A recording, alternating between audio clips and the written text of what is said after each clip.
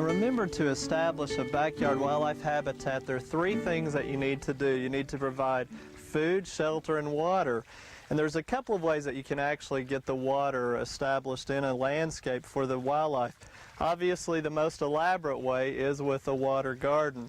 And remember, we have the bog garden side and the side that we have the fish in that's a little bit deeper.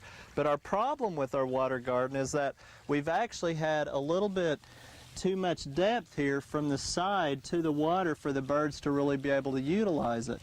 And of course, they can't land right in the water, so we've had to correct it a little bit. And one way that we've done that is by setting in a couple of plastic nursery pots on top of each other upside down, and then we've set a few rocks on top of it, and now the birds can actually land on the rocks, get the water, take the bath, and feel a little bit safer. But the other thing that we've done to help out with attracting birds is they really need something that they can perch on.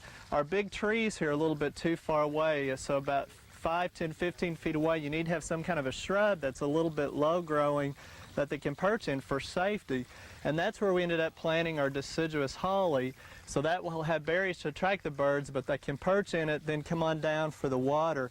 Plus, right over here by our hose where one of our fountains are, or our waterfalls, that's a good rock too for them to use, because the water, they can splash around in that and feel a bit safer, and it's not too deep. Now obviously the other inexpensive way is just to put in a bird bath. We've seen everything from trash can lids put upside down to the very expensive ceramic bird baths.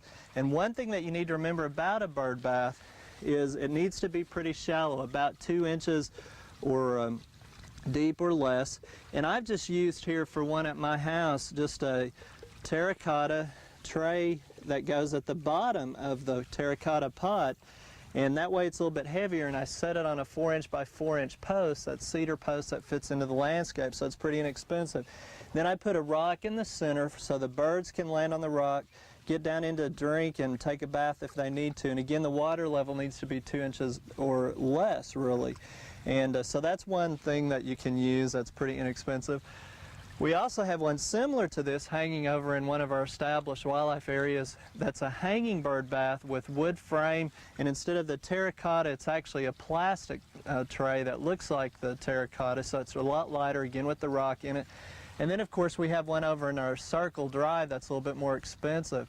And on that one you'll notice that we have a dripper attached to it, and we've been told and studied up finding that the birds actually are more attracted to a dripping notion. So like with our waterfalls over here, that would be one thing to attract the birds.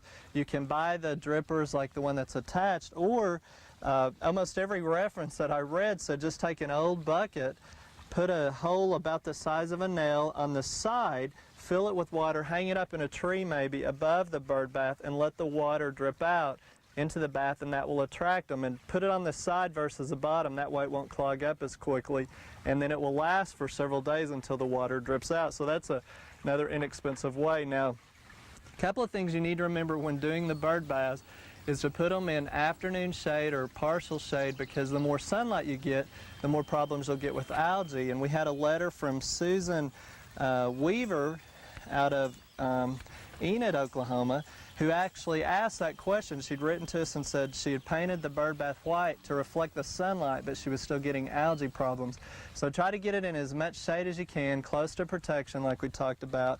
And then she'd also heard that you could put a penny in it. Well, I'm not sure what a penny would do, maybe change the pH or something, but when we talked to our wildlife experts, they said to change the water regularly. That's the key to it, at least every day if it gets too hot, and especially if it's in more sun.